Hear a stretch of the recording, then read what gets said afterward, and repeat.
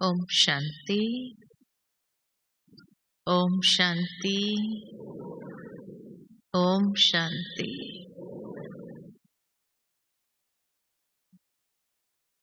परम आदरणीय दादी जानकी जी ने हमेशा हमें 3 बार ओम शांति का महामंत्र सिखाया और तीनों बार की ओम शांति का अर्थ भी स्पष्ट किया। मैं कौन, मेरा कौन और मुझे क्या करना है। तो आज के विषय के हिसाब से अब मुझे क्या करना है। बहुत सुंदर वर्तमान समय के हिसाब से ये विषय है कि अब इंतजाम करना है। इंतजार की घड़ियां जैसे खत्म हो गई है, तो क्या तैयारी करेंगे, किस बात की तैयारी करेंगे। जिस तरह आप मधुबन आए और मान लो कि मधुबन के बाद आपको राजस्थान में ही किसी की शादी पर जाना हो, तो जरूर है कि आप दोनों बैग अपनी साथ में ले चलेंगे, मधुबन के भी, और भाई यहाँ से फिर आगे शादी में जाना है तो वो भी। 2 अलग अलग ड्रेसेस आदि कपड़े की बैग तैयार करके लाएंगे या नहीं लाएंगे। वापस जाने की मार्जिन नहीं है, इसीलिए यहाँ से होते ही आगे जाना है। लेकिन ये नहीं सोचेंगे कि चलो मधुबन वाले कपड़े ही वहां पहन लेंगे। हाँ, शादी में सफेद कपड़े पहनेंगे तो क्या होगा, नहीं चलेगा ना। या ये भी नहीं सोचते हैं चलो शादी वाले कपड़े यहाँ पहन लो, सज धज करके बैठो यहाँ सभा में, लोग क्या कहेंगे, ये क्या हो रहा है। हाँ, इसको पता नहीं ये कहाँ आए। तो दोनों स्थान की अपनी अपनी तैयारी है। अपने अपने हिसाब से आप अपने आप को तैयार करेंगे। ठीक इसी तरह बाबा हम बच्चों को भी कहते हैं कि बच्चे पहले परम धाम जाना है, फिर सुखधाम जाना है। अब सुखधाम की तैयारी अपनी है और परम धाम की तैयारी अपनी है। परम धाम का मतलब मैं और मेरा बाबा, दूसरा न कोई। परम धाम की तैयारी माना बेहद का वैराग्य, मुक्ति में जाना है, सब बातों से मुक्त होना है। लेकिन जीवन मुक्ति की तैयारी क्या होगी, वहां तो आपको सबके साथ रहना है, पूरा दैवी घराना है, राजधानी है। वहां की तैयारी बाबा ने क्या बताई, 16 कला संपन्न, सर्वगुण संपन्न, संपूर्ण निर्विकारी, मर्यादा पुरुषोत्तम, है ना। मर्यादा पुरुषोत्तम या सर्वगुण संपन्न जब कहते हैं तो वहां की तैयारी है वैल्यूज। क्योंकि एक पूरा राजघराना है, दैवी राज्य है, तो वहां संस्कारों की रास बहुत अच्छी हो सके, उसकी तैयारी भी यहां से करनी है। इसीलिए बाबा ने हम बच्चों को सन्यासी नहीं बनाया, लेकिन बाबा ने हमें राजयोगी बनाया, अर्थात योगी भी और राजाई क्वालिटी भी, वो रॉयल्टी भी हो तो बेहद की वैराग्य वृत्ति भी हो,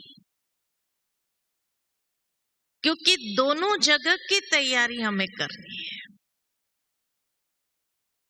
ये नहीं सोच सकते हैं कि चलो भाई सतयुग में जाएंगे तो यही वैराग्य वृत्ति वाले संस्कार चलेंगे, वहां पर नहीं चलेंगे, क्योंकि वहां तो रास करना है। तो जिसने यहाँ संस्कार मिलों की रास की है, वही सतयुग के अंदर भी जा सकेंगे।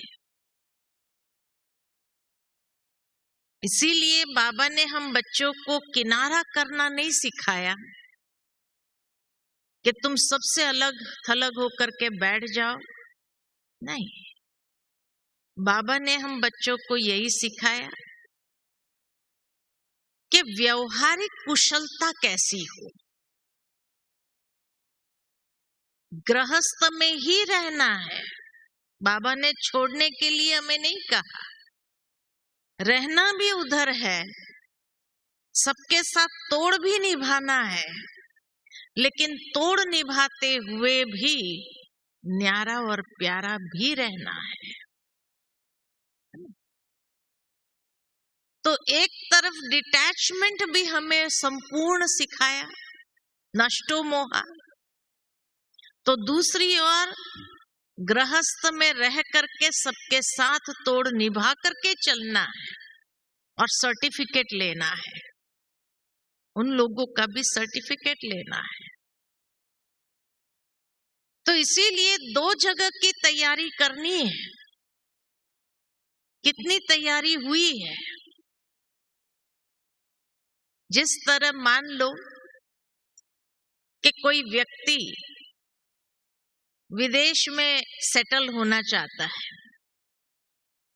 तो विदेश में सेटल होने के लिए जब सारा कुछ उसका फाइनल हो गया, वीजा आदि भी फाइनल हो गया, तो यहां से समेटना चालू करेगा कि भाई मकान निकाल दो, बिजनेस सेल ऑफ कर दो, ये कर दो, वो कर दो, सारा तैयारी कर देता है समेटने की। यहां से समेट लो, वहां जाना है ना। घर निकालना है, विद फर्नीचर निकालना है, विदाउट फर्नीचर निकाल, ये सब भी सारा अपनी तैयारी कर लेता है। उसी समय मानो कोई आकर के कहे कि फलानी जगह बहुत अच्छा एक बंगला मिल रहा है, बहुत सस्ते में मिल रहा है, तो क्या कहेंगे? अरे भाई अभी तो वहीं सेटल होना है, अब यहाँ क्या करेंगे, यहाँ पता नहीं कब आएंगे, तो कितना भी सस्ता मिल रहा हो लेंगे? नहीं लेंगे। क्यों हम यहाँ उस पैसे को अटकाएं, मालूम ही नहीं वापस कब आना होगा। ठीक इसी तरह जब जाना ही है तो अब उस अनुसार की तैयारी हमारी कहाँ तक हुई है? तैयारी तो करनी पड़ेगी ना। तो दोनों जगह की तैयारी कर रहे हैं या एक ही जगह की कर रहे हैं?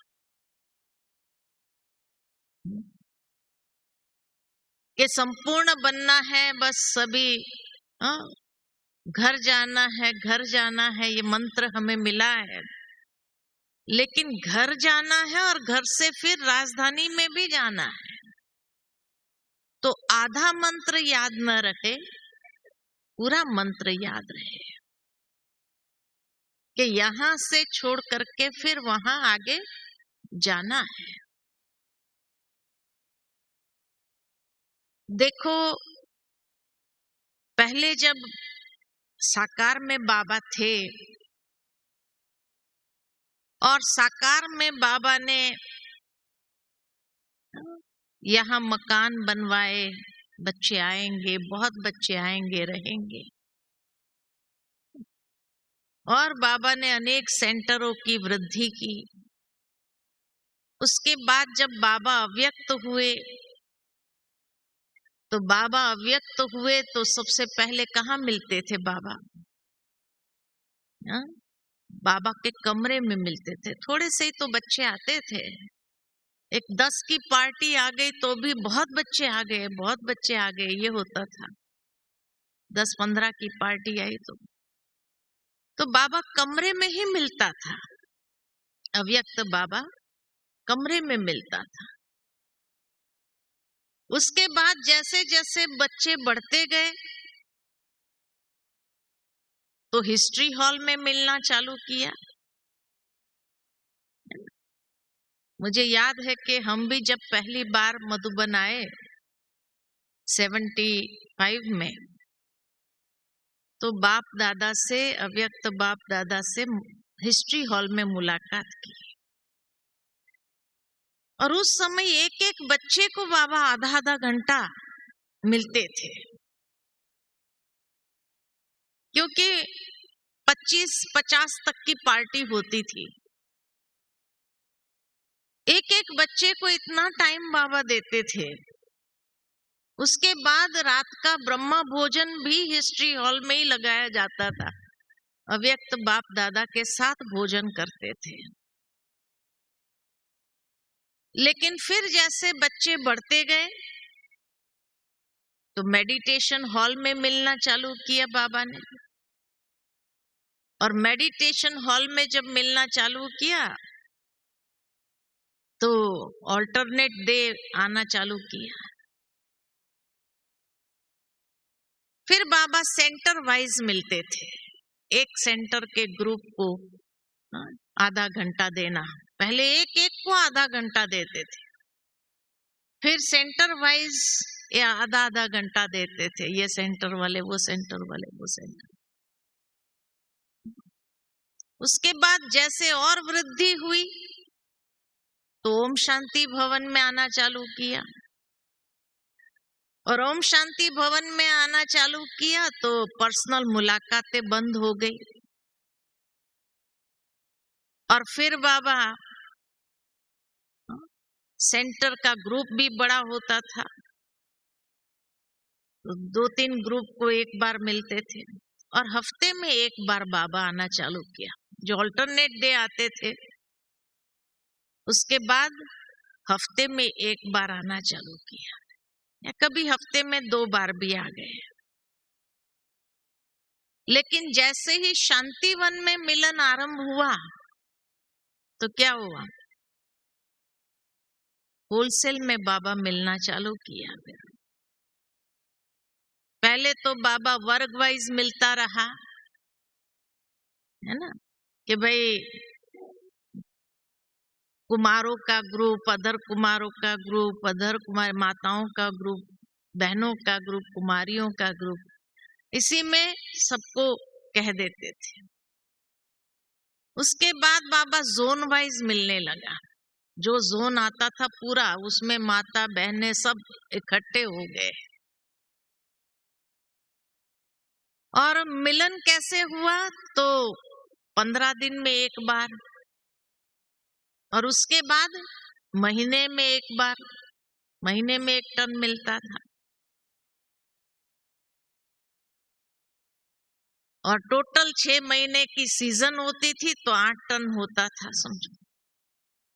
3-3 हफ्ते के बाद एक बार बाबा की पधरामणी होती।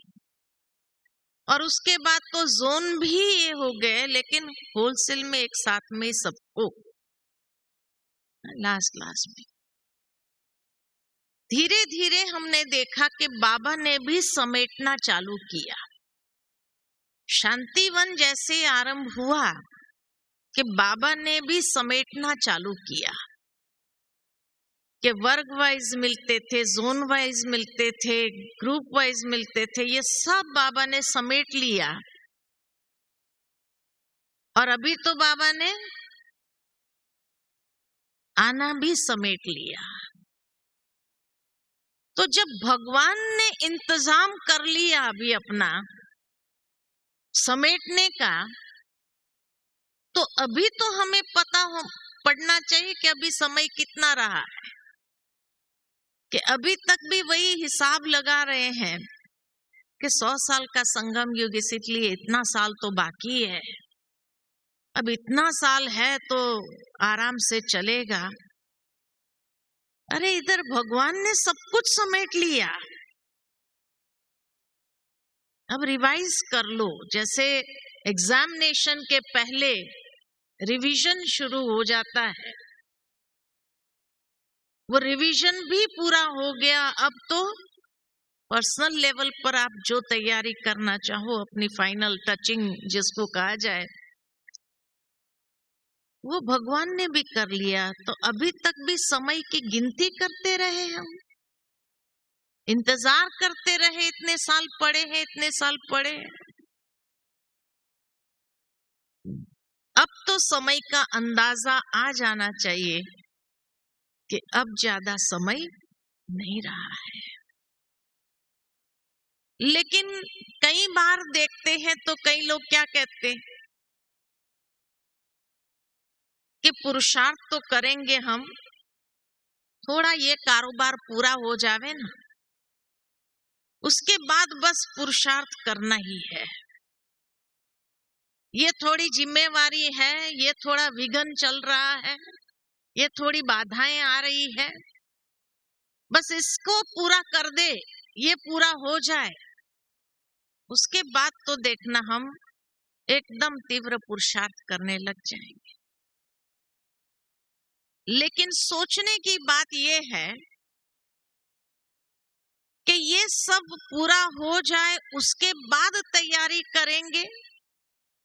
ये विघ्न, ये प्रॉब्लम, ये समस्या, ये जो बातें आ रही है, ये सब पूरा होने के बाद करेंगे, या बाबा को याद करेंगे तो सहज ये पूरा हो जाएगा? क्या कहेंगे?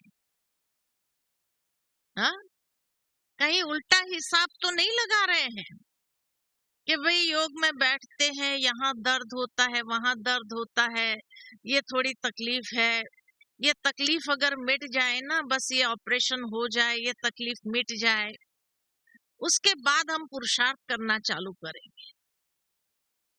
तो बाबा को याद करने से तकलीफ मिटेगी, या तकलीफ पूरी होगी फिर बाबा को याद करेंगे? क्या करेंगे? या? बाबा को याद करेंगे तब ये समय ये पूरा होगा ना, हिसाब किताब भोगना आदि जो कुछ भी है तो बाबा की याद से ही तो समाप्त होगा। ये तो नहीं ये भोगना पूरी कर ले फिर हम बाबा को याद करें, तो उल्टा हिसाब होगी। तो इसीलिए ये बात हमेशा हमें स्मृति में रहनी चाहिए कि कोई भी प्रॉब्लम, कोई भी समस्या अगर है तो वो समस्या खत्म होकर के बाबा को याद करेंगे, ऐसा नहीं है। जैसे कई बार कई माताएं मिलती है तो क्या कहती है, अरे बस ये बच्चों की शादी आदि सब हो जाए, फिर बस हमें कोई काम ही नहीं है, फिर तो बाबा का ज्ञान में फुल चलना है। शादी हो गई, उसके बाद बहू बेटे कहीं बाहर घूमने गए तो सारा किचन संभालना पड़ रहा है। अच्छा वो आ जाएंगे, उसके बाद वो आने के बाद पोता हुआ तो पोते में लग गए, तो पुरुषार्थ कब करना है? एक के बाद एक के बाद एक तो चलता ही रहता है ना, तो पुरुषार्थ कब करना है? कई लोग आते हैं कि भाई वहां तो पुरुषार्थ नहीं होता है, अपने स्थान पर मधुबन में बस एकदम मौन होकर के पूरा पुरुषार्थ करना है, और यहाँ आते ही कहाँ बुद्धि जाती है, मार्केट में थोड़ा जाके आए, पोतरे दोतरे के लिए ये लेके आए, वो लेके आए। अरे वो चीजें तो आपके वह शहर में अच्छी मिलेगी। नहीं नहीं, वो आता है ना बच्चा, तो हाथ खाली होगा तो क्या, इसीलिए थोड़ा देख करके लेके आते। लेकिन आप ये सोच कर क्या है कि वहां पुरुषार्थ नहीं हो रहा है इसलिए यहाँ करेंगे, लेकिन यहाँ भी अगर बुद्धि उसी में जा रही है तो पुरुषार्थ कब करेंगे? क्या वहां जाकर करेंगे? वहां जाके तो होना ही नहीं है ना। वहां तो प्रपंच इतनी ज्यादा है, वहां से बाबा ने फ्री करके आपको यहाँ ले आया है, तो यहाँ क्या करना है फिर? यहाँ तो पुरुषार्थ करो। लेकिन फिर भी कई लोगों को देखते हैं यहाँ वहां घूम रहे हैं, है ना। अरे घूमना तो वहां भी हो रहा था, यहाँ किस लिए हम आए? तो यहाँ जिस लिए आए हैं वो तो पूरा लाभ ले लेवे। तो इसीलिए कहा कि अभी तक भी इंतजाम अभी कल करेंगे, कल करेंगे, कल करेंगे, करते करते क्या होगा फिर? काल खा जाएगा। इसीलिए बाबा हम बच्चों को सावधान करते रहते हैं कि बच्चे अब अपनी तैयारी कुछ तो करो, है ना। जैसे आप लोग अगर मान लो ट्रेन में आए और अपने रिटर्न टिकट लेकर के आए, तो आपको मालूम है कि हाँ भाई रिटर्न टिकट हमारे पास कंफर्म है, इसलिए कोई चिंता नहीं, आराम से बैठ सकते हैं। लेकिन जो रिटर्न टिकट नहीं लेके आया है और मालूम पड़ जाए कि फिर बाद में जो है ट्रेनें भी कैंसिल होने वाली है या पता नहीं क्या होगा, अब तत्काल में नंबर लगाना पड़ेगा, तो तत्काल के पीछे भागो, मेरा नंबर कब आ रहा है, कब मिला नहीं मिला, कैसे मिला, कंफर्म नहीं मिला। कितना टेंशन, टेंशन रहेगा कि नहीं रहेगा? लेकिन अगर वहां से ही पहले से ही प्रिपेयर होकर के आप टिकट लेकर के आए तो कोई टेंशन होगा? ठीक इसी तरह अगर हमारी तैयारी भी फाइनल होगी तो फिर टेंशन की कोई बात नहीं रहेगी। लेकिन अगर हमारे पास है ही नहीं, कोई तैयारी ही नहीं है, तो लास्ट में तो कितना टेंशन हो जाएगा। जैसे कई बार कई लोग कि भाई अभी अभी समय है, धन कमा लो, धन कमा लो, धन धन धन कर रहे हैं, धन कमा लो, धन कमा लो। और धन कमाने के पीछे सारा उसको जब कहा कि भाई पुरुषार्थ करो, बाबा को याद करो, बाबा को याद तो पीछे भी कर लेंगे, अभी तो धन कमा लेने दो भाई, बच्चे के लिए, पुत्र के लिए, पुत्रों के लिए, इसके लिए धन धन धन धन धन करता रहा। और लास्ट में जब शरीर छूटा, अचानक हार्ट अटैक आ गया, तो बच्चे ने कार्ड भेज दिया, हमारे पिताजी का निधन हो गया। धन धन कर रहा था ना, तो धन धन करने वाला का क्या हो गया? निधन हो गया।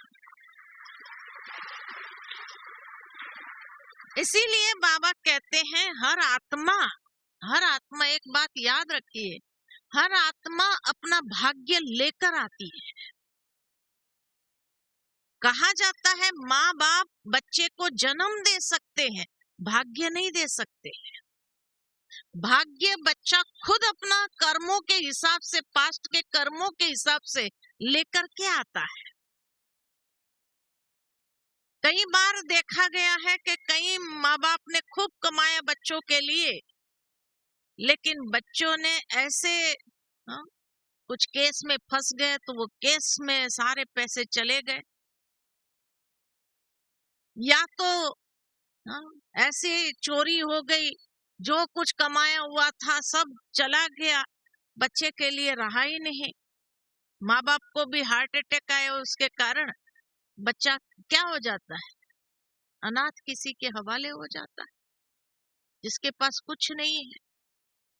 अभी कोरोना काल में तो देखा कितने जगह ऐसा हुआ, माँ बाप सब चले गए, 2 छोटे बच्चे रह गए।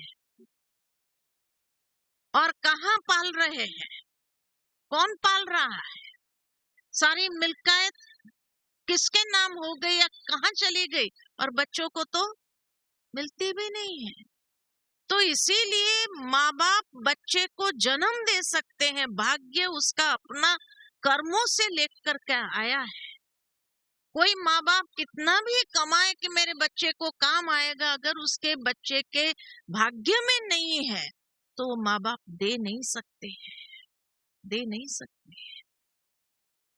और अगर उसके नसीब में है तो उसको अपने आप मिल जाता है। कई गरीब के बच्चे को कोई अडॉप्ट कर लेता है तो क्या होता है? सब कुछ मिल जाता उसको, बैठे बैठे सब कुछ मिल गया, गोल्डन स्पून इन माउथ हो गया। तो इसीलिए कहा गया कि जिसके लिए समय, श्वास, शक्ति लगा रहे हैं, लेकिन अगर वो उसके नसीब में नहीं है तो क्या होगा? तो इसीलिए हर आत्मा का अपना भाग्य अपने साथ लेकर आया है, उसके कर्मों का हिसाब किताब अपने साथ है, इसलिए आप उसकी चिंता नहीं करो। आप और ही अच्छा पुरुषार्थ करेंगे, उसको अच्छा संस्कार देंगे। संस्कार तो दे ही सकते हैं, उसको बाबा का परिचय देते हुए उसको अच्छा संस्कार देंगे तो शायद वो अपना भविष्य अपने कर्मों के हिसाब से अच्छा बना सकेगा। इसीलिए बाबा कहते हैं दोनों जगह की तैयारी हमें फुल करनी है, यहाँ से परमधाम जाने की भी और परमधाम से सतयुग में आने की भी फुल तैयारी हमारी अच्छी होनी चाहिए। तो तैयारी में क्या करें? तो जिस तरह कहा जाता है कि हलवा जब तैयार हो जाता है तो वो कढ़ाई को छोड़ देता है ना, ठीक है ना। इसी तरह हमारी तैयारी में सबसे पहली तैयारी यह है कि अब किनारों को छोड़ना पड़ेगा। मुक्ति धाम में जाना है तो कई चीजों से अपनी मुक्ति स्वतः,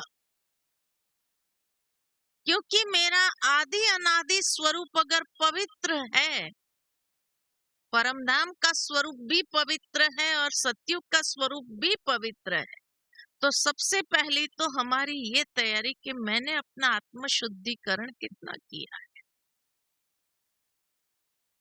और आत्मशुद्धिकरण करने के साथ साथ कितना हम राज ऋषि बने हैं, अपनी कर्मेंद्रिय के ऊपर अधिकार भी और साथ में न्यारा भी, राजा भी तो ऋषि भी, योगी भी तो राजा भी, राजयोगी बनने की तैयारी हमारी। इसलिए कहा न्यारा भी तो प्यारा भी। एक राजा का संबंध सारी प्रजा के साथ है, सबके साथ है।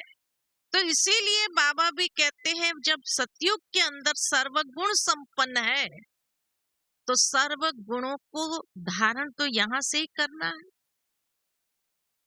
बाबा की एक मुरली मुझे याद आती है जिसमें बाबा ने कहा कि बाबा ने बच्चों को कितने सेट दिए हैं, वो सेट पहन करके सज धज करते रहो। कभी संतुष्टता का सेट पहनो, कभी प्रसन्नता का सेट पहनो, तो कभी आनंद की स्थिति का सेट पहनो, कभी शांति के गहने पहनो, है ना। तो सर्वगुण संपन्न, कभी हर्षित मुक्ता का, इस तरह हर एक सेट बाबा ने दिए हुए। खुशी की बात बोले, खुशी की बातें सुने, खुशी के दृश्य देखे, अगर कोई दृश्य ऐसे वैसे भी दिखाई दे तो भी उसको परिवर्तन कर दे। दिल के अंदर खुशी के नगाड़े बजते रहे। आज बाबा ने जैसे अंगना भाई को याद किया, बेंगलोर के, कितनी खुशी उनको रहती थी, भगवान मिल गया मुझे। भावार्थ ये कि इस तरह के अलग अलग सेट हम अपने धारण करें जीवन के अंदर, और जब वो सेट को धारण करेंगे तो अपने जीवन में उसका अनुभव करें और वही अनुभव सबको कराएं। सबको कराना भी है, सबके साथ मिलकर चलना है। ये नहीं कि अभी तो बाबा के बच्चे बन गए इसलिए हमारा सबसे किनारा हो गया, नहीं, बाबा ने ये नहीं सिखाया। बाबा ने कहा तोड़ निभाना है सबके साथ, और जब तोड़ निभाना है तो मेरी व्यवहारिक कुशलता कितनी है, मेरे कर्म की कुशलता कितनी है। तो कर्म कुशलता, व्यवहार कुशलता मेरी जरूरी है सबके साथ, लेकिन साथ में डिटैच भी, सहजता से हम अपने आप को डिटैच कर सके। जहां एकदम साइलेंस में हो जाना है, सबसे न्यारा प्यारा हो जाओ, और सबके साथ मिल करके चलना भी आना चाहिए। अगर यहाँ हम नहीं चल सके तो सतयुग में हमारा पद क्या होगा, ये तो हम समझ सकते हैं कि क्या पद हो सकता है। जिसको यहाँ रास करना नहीं आया संस्कारों की, उसका सतयुग में क्या रास करेगा, है ना। और बनना तो चाहते हैं क्या, सभी क्या बनना चाहते हैं, हा? कोई त्रेता युग चंद्रवंशी बनना चाहते हैं, सूर्यवंशी बनना चाहते हैं। सूर्यवंशी बनना है ना, कोई चंद्रवंशी बनना तो नहीं चाहते। ये कहे भाई राम सीता को खाली 2 कलाएं तो कम है, तुम 2 कला कम वाले स्टेटस को प्राप्त कर लो तो चलेगा, नहीं चलेगा ना। लेना है फुल तो पुरुषार्थ भी तो फुल होना चाहिए, तैयारी भी तो ऐसी फुल चाहिए। तो इसीलिए श्री कृष्ण जो है, जिसको रास करना आया सबके साथ, है ना? और सभी गोप गोपियों के साथ वो मिलकर के चलता था, लेकिन राम को वैरागी दिखा दिया कि खाली एक ही पुरुषार्थ उसने अधिक किया वैरागी का, तो उसको वहां भी वनवास दिखा दिया, वैरागी दिखा दिया। वो राज सुख को भोग नहीं पाया, इसीलिए भले आज की दुनिया के अंदर शायद श्री कृष्ण से भी ज्यादा भक्त राम के हैं, है कि नहीं। आज राम मंदिर के कारण कितना लोग राम के भक्ति करने लगे हैं, तो श्री कृष्ण के भक्त से ज्यादा श्री राम के भक्त हो गए। लेकिन फिर भी अगर किसी को कहा जाए तुम राम बन जाओ, चलेगा भाई, इतने भक्त है, श्री कृष्ण से ज्यादा ही भक्त है, तो क्या कहेंगे। नहीं नहीं, बनना तो श्री कृष्ण पहले नंबर, सूर्यवंशी में ही जाना है। तो सूर्यवंशी का पुरुषार्थ क्या है फिर, कि सबके साथ हमारे रास मिलन ऐसी हो जो सभी मुझे वो संतुष्टता का सर्टिफिकेट सहजता से दे सके कि हाँ, इसकी मेरे साथ तो बहुत अच्छी रास थी, रास मिलन अच्छा किया उसने, तो इसीलिए वो सर्टिफिकेट तो दे मुझे। तभी बाबा ने कहा ये 3 सर्टिफिकेट लेना है, स्वयं स्वयं से संतुष्ट, लोग मुझसे संतुष्ट, और भगवान मुझसे संतुष्ट। ये है तैयारी, दोनों जगह जाने की तैयारी। दूसरी बात कि अगर जाना है यहाँ से तो कैसे जाएंगे, हाथ भरतू जाना है। दुनिया के लोग कहते हैं खाली हाथ आए खाली हाथ जाना है, लेकिन बाबा ने हम बच्चों को कहा भरतू हाथ जाना है। भरतू हाथ जाना मतलब कि हमारे पास जमा के खाते इतने भरपूर हो। जैसे आज आपको कहा जाए भाई चलो मधुबन चलना है, आप कहेंगे हाँ चलना है ना।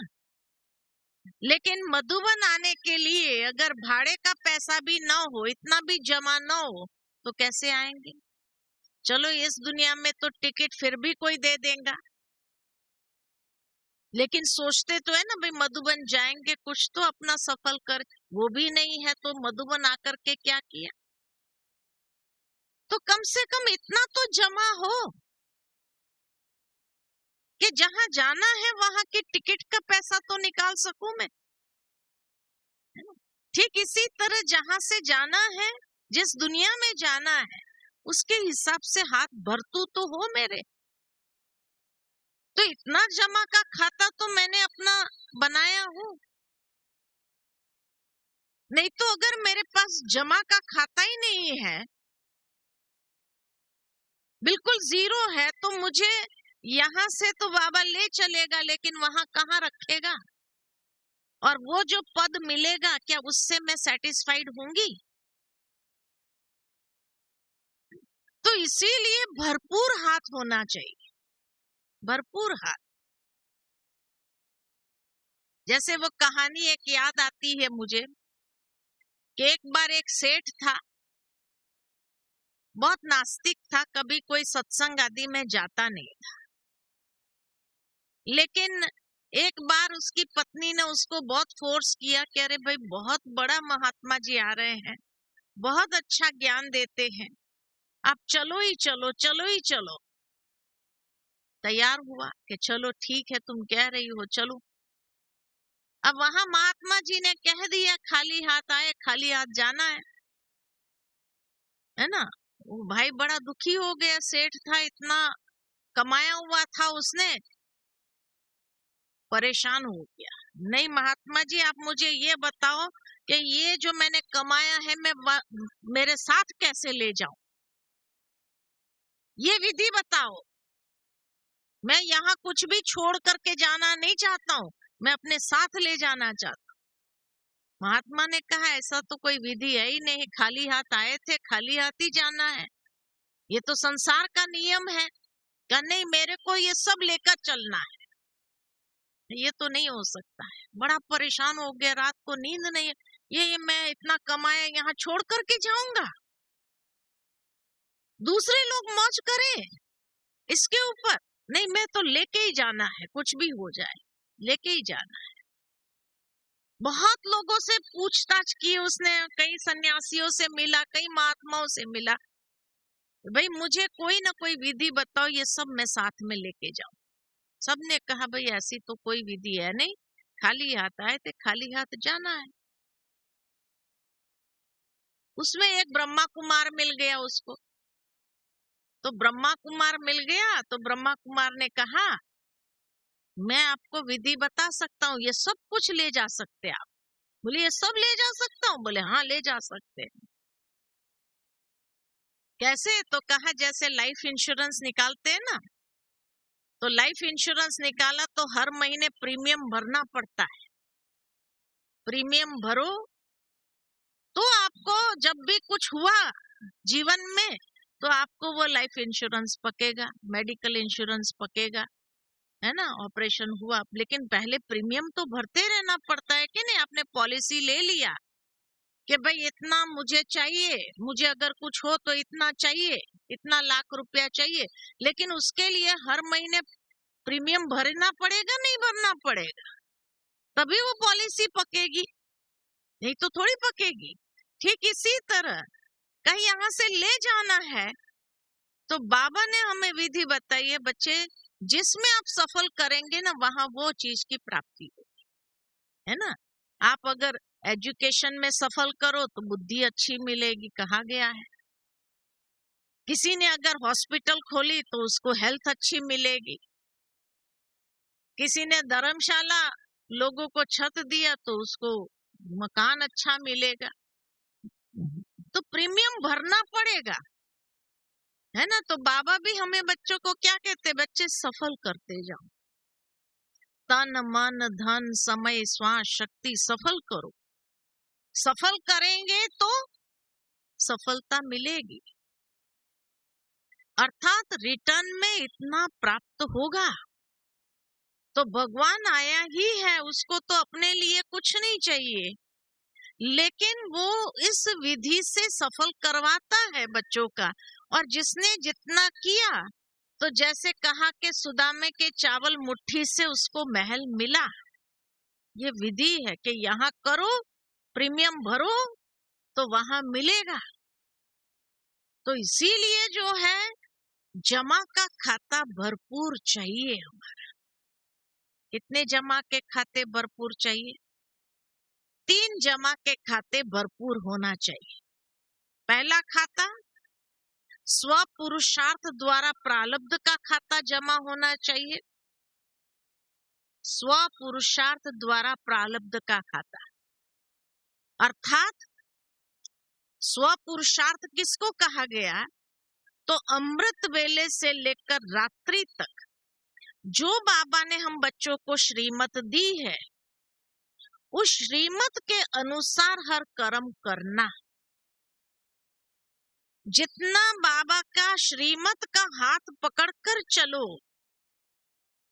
उतना हमारा स्व पुरुषार्थ द्वारा प्रारब्ध जमा होता जा रहा है। तो स्व पुरुषार्थ द्वारा प्रारब्ध का खाता जमा करना। दूसरा, सेवा द्वारा पुण्य का खाता जमा करना। सेवा कर रहे हैं, क्यों? तो जितना हम सेवा करते हैं उससे हमारा पुण्य जमा हो रहा है और पुण्य का खाता भरपूर हो रहा है। तो सेवा द्वारा पुण्य का खाता जमा जरूर चाहिए। इसीलिए बाबा हम बच्चों को कई बार कहते हैं, बच्चे स्व पुरुषार्थ और सेवा अंत तक करना है। स्व पुरुषार्थ भी और सेवा भी, दोनों अंत तक चलते रहना चाहिए। क्यों अंत तक चलते रहना चाहिए? क्योंकि स्व पुरुषार्थ द्वारा जो प्रारब्ध जमा किया वो कहाँ काम आएगा, उसका रिटर्न कहाँ मिलेगा हमें? तो सतयुग और त्रेता युग के 20 जन्म जो है वो प्रारब्ध से चलता है। जो स्व पुरुषार्थ किया वो प्रारब्ध से चलता है। और जो सेवा द्वारा पुण्य जमा हुआ वो पुण्य के खाते से कहाँ काम आएगा वो पुण्य? तो द्वापर से लेकर कलयुग तक वो पुण्य के खाते से 63 जन्म हमारे चलते हैं। इसीलिए द्वापर के बाद भी विधि है कि थोड़ा भी अगर पुण्य क्षीण हो तो दूसरे जन्म में दान करके पुण्य कमा लेते हैं, है ना। तो पुण्य के खाते से 63 जन्म चलता है। आप प्रैक्टिकल में देखो कि अभी ये अंतिम जन्म जो हमारा है, अंतिम जन्म जो ज्ञान से पूर्व का, वो भी कितना अच्छा था। दुनिया के लोगों के हिसाब से अच्छा था कि नहीं था?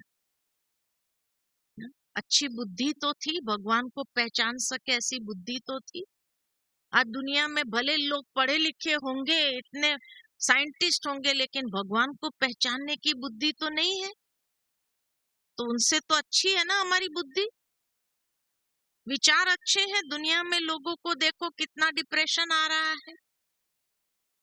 कम से कम बाबा के बच्चों को ऐसा कोई डिप्रेशन वाली स्थिति तो नहीं है। जिसने अगर बाबा के ज्ञान रोज मुरली सुनी हो तो उसको डिप्रेशन आता है क्या? नहीं आता है। हाँ, नेगेटिव विचार चलाना चालू करते हैं कोई पूर्व संस्कार के कारण, तो बात अलग है। हाँ? लेकिन हमारा मन अच्छा, हमारी बुद्धि अच्छी, हमारे संस्कार अच्छे, कि हिम्मत तो करना शुरू किया कि चलो हम पुरुषार्थ करें, तो संस्कार अच्छे कि नहीं? अच्छे संग में रहने लगे। दुनिया का संग तो देखो कैसे कैसे है। तो हमारे संस्कार अच्छे, हमारा चरित्र अच्छा। दुनिया का चरित्र तो आज देखो कितना गिरा हुआ है। आज भले बाबा कहते हैं कि बच्चे जो सबसे नंबर 1 पावन थे वही नंबर 1 पतित बने और उसको ही मैं अपना बच्चा बनाता हूँ, लेकिन फिर भी दुनिया के हिसाब से तो अच्छे हैं कि नहीं है? तो ये किस खाते से हम इतना कलयुग अंत तक चलाते आए? ये जो सेवा किया था ना, उसका जो पुण्य जमा हुआ था, ये 63 जन्म के अंत तक, ये कलयुग के अंतिम जन्म तक चला है। अंतिम जन्म तक भी हमें इसका भाग्य मिला है।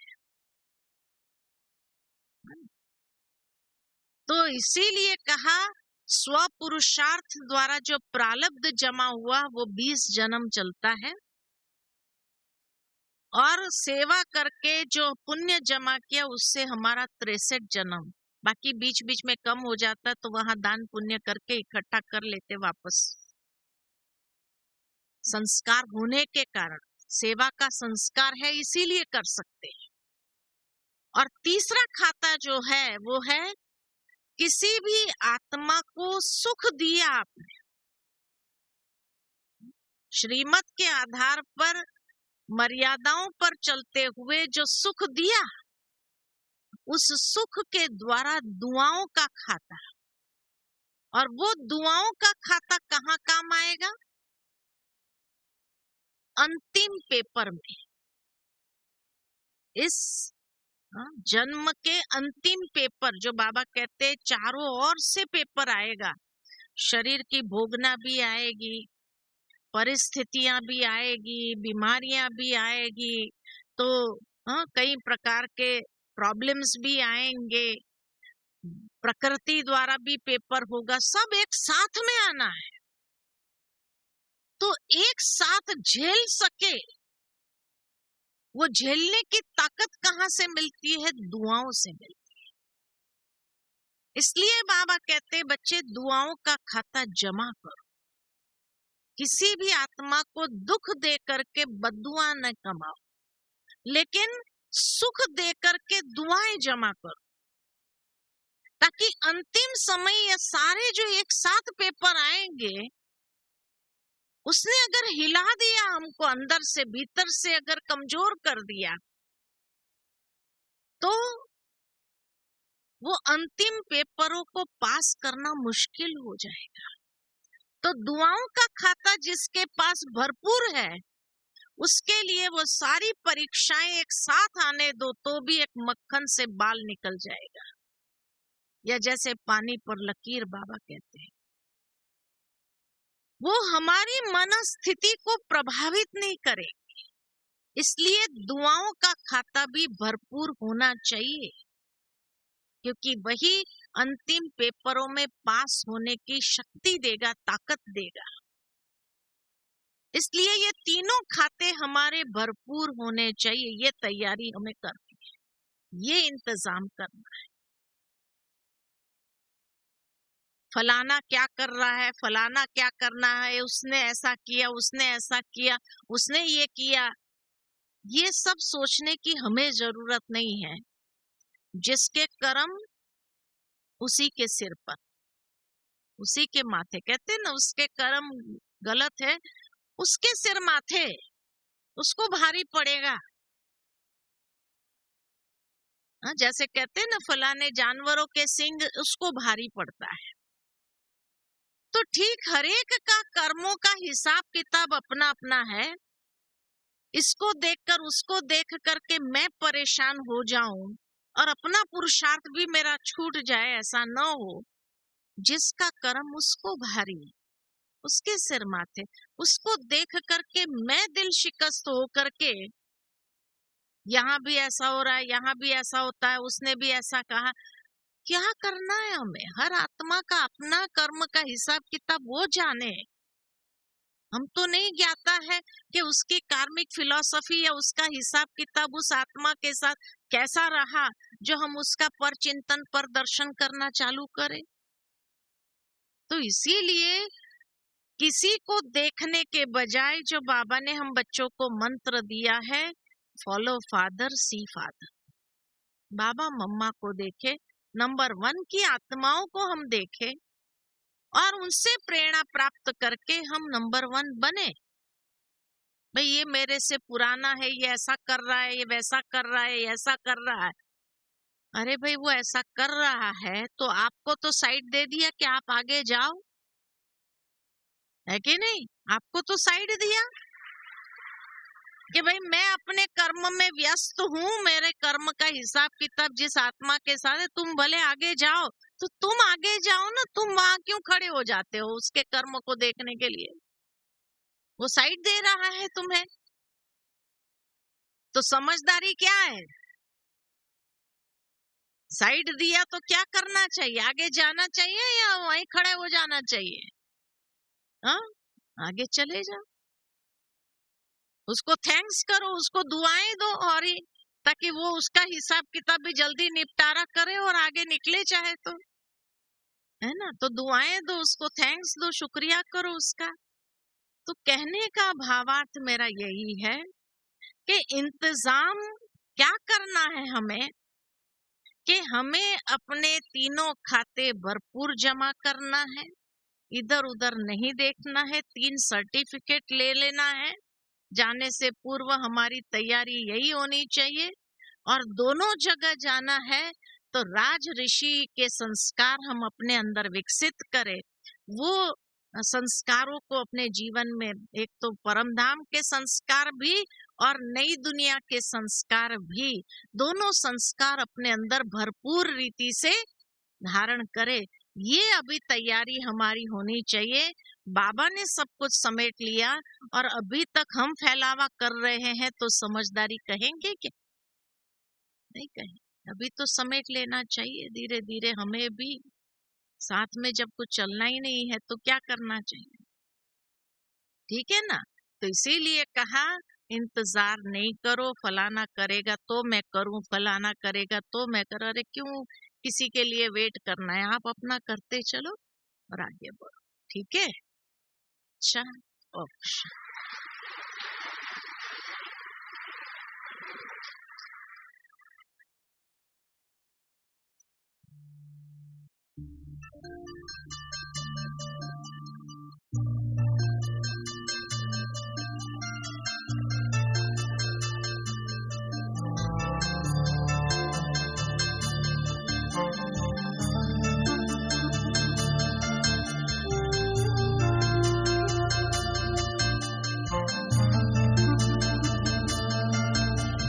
झलक तुम्हारी ओ प्यारे भगवन, पलक में भर के दिखा रहे हम, फलक से हम